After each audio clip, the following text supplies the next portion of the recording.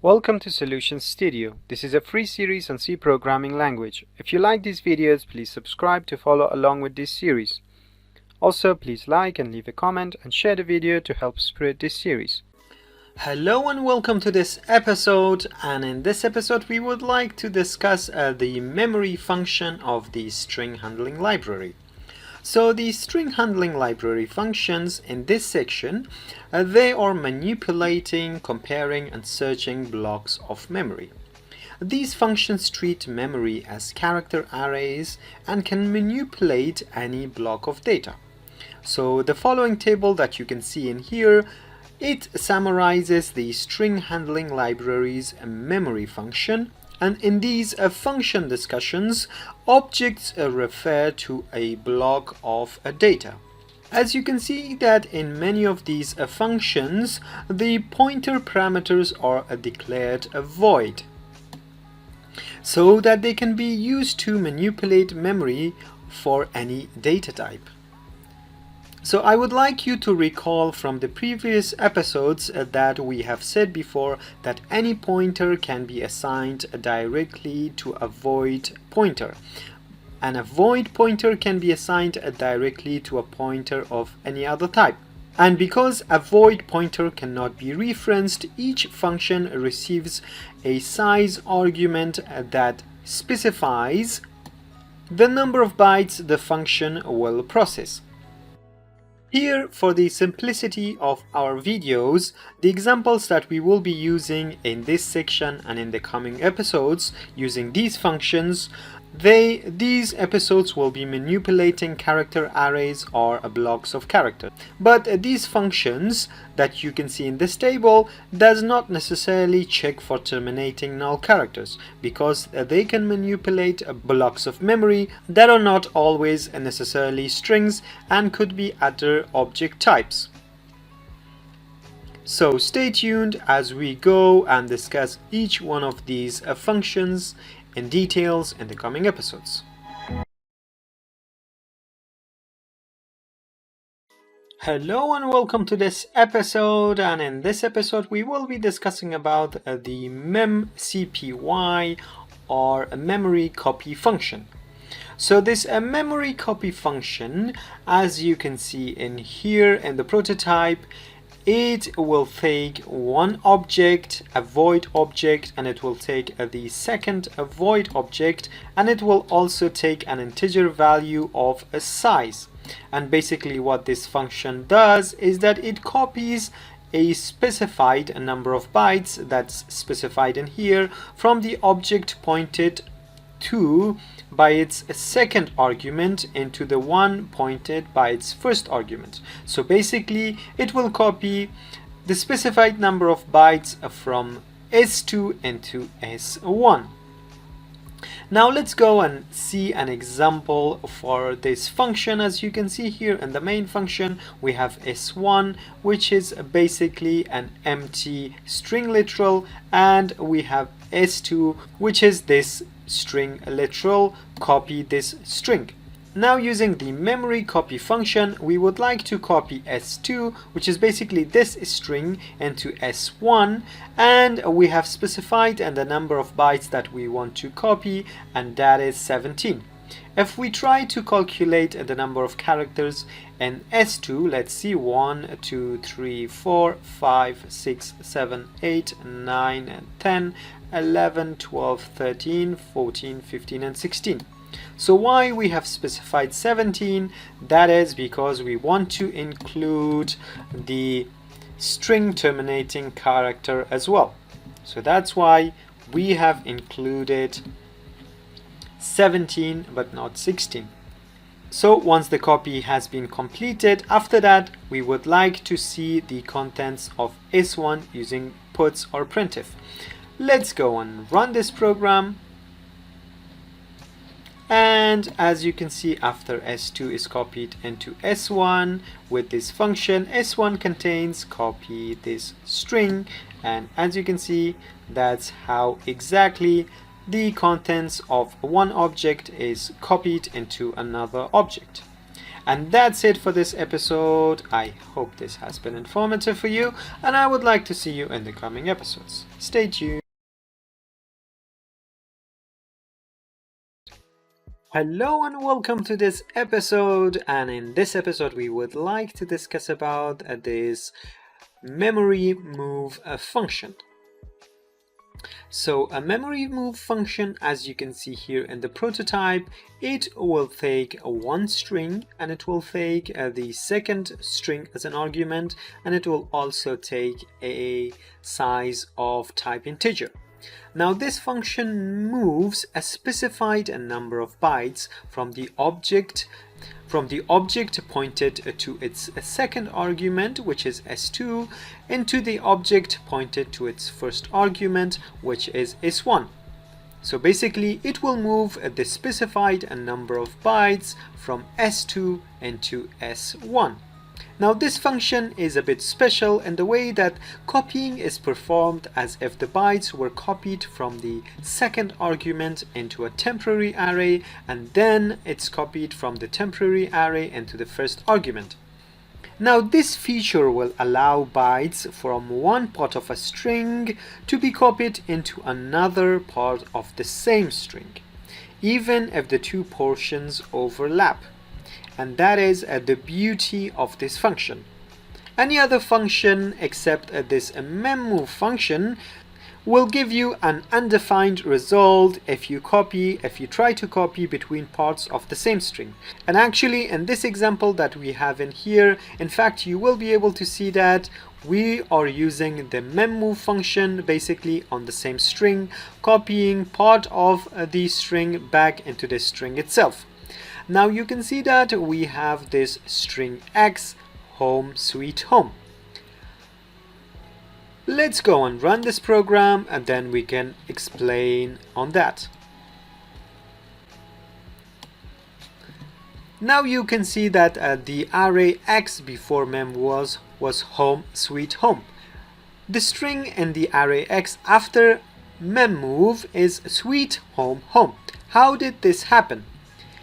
Here in this function, in memmove function, we specified that we want to move 10 bytes.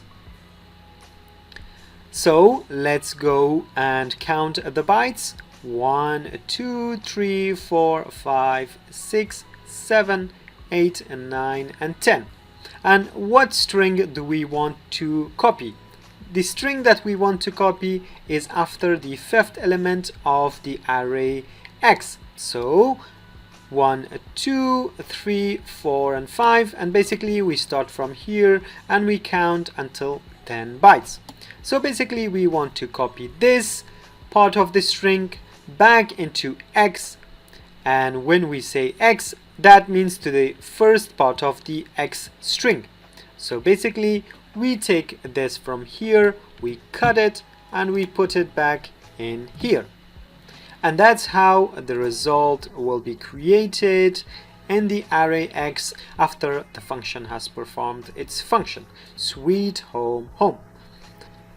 And that's how the memmove function works. I hope this has been informative for you, and I would like to see you in the coming episodes. Stay tuned. Hello and welcome to this episode, and in this episode we would like to discuss about the function memory compare. So this function memory compare is going to return an integer value as a result of evaluating this function, and this function will take two objects. Basically these objects could be strings or other type of objects, but it will take two objects, object 1 or s1 and object 2 s2, and the number of bytes that needs to be compared between these two objects. Now let's go and see in here that this function compares the specified number of bytes of its first argument with its second argument's corresponding bytes. So the number of bytes are going to be specified in here, and it will compare the number of bytes in the first argument to the value of the number of bytes in the second argument. The function returns a value greater than 0 if the first argument is greater than the second, and it will return 0 if the arguments are equal, or it will return a value less than 0 if the first argument is less than the second. Now in here we have a few examples. Let's go and run this program. And as you can see in here, we have string 1 and string 2. String 1, the first 4 bytes of string 1 and string 2 are basically the same, and that's why when we have tried to compare the first 4 bytes, the result is a 0. Now when we tried to compare string 1 with string 2 and the full number of characters, which is 7 characters, you can see that we got -1 because string 1 is lower than string 2. And what does this mean? It means that each one of these characters, they have a numeric value. And because E, F, and G has a lower numeric value compared to X, Y, and Z, and that's why when comparing S1 to S2, because S1 is less than S2, then we have got a negative value. And in here, when we swapped the location of S1 and S2, now we compared S2 to S1, you can see that we got a positive value because S2 is greater than S1. And now let's go and see how these characters could be compared to each other. As we said before, each character has an equivalent numeric value. Let's go and remove the comments from these two printf statements. You can see that here we want to print the value of E character, and in here we want to print the value of X character. Now let's go and run this program. Now you can see that E has a value of 69 and X has a value of 88.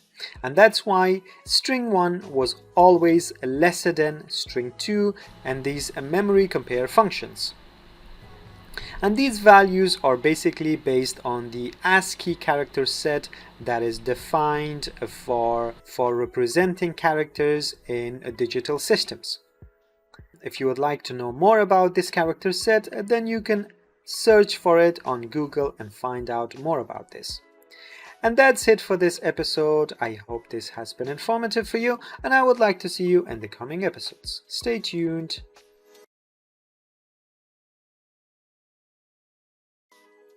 Hello and welcome to another episode here in C programming language, and in this episode we would like to discuss about this function memory CHR. So as you can see here in the prototype of this function is going to return nothing, basically void, but it will take 3 arguments. It will take a string, it will take a character, and it will also take an argument of type integer. Now this function searches for the first occurrence of a byte, represented as unsigned char, which is basically this argument, and the specified number of bytes of an object, and the number of bytes is going to be specified using this argument, and the object is going to be this first argument, which could be a string or could be another type of object. If the byte is found, this function returns a pointer to the byte and the object. Otherwise, it returns a null. Now let's go and see an example of this function so you can understand it better. Let's go and execute this program. As you can see here in the program, we have this string, which is basically this string literal of this is a string, and we want to find the R, the character R in this string. And we want to find it within 16 bytes of this string.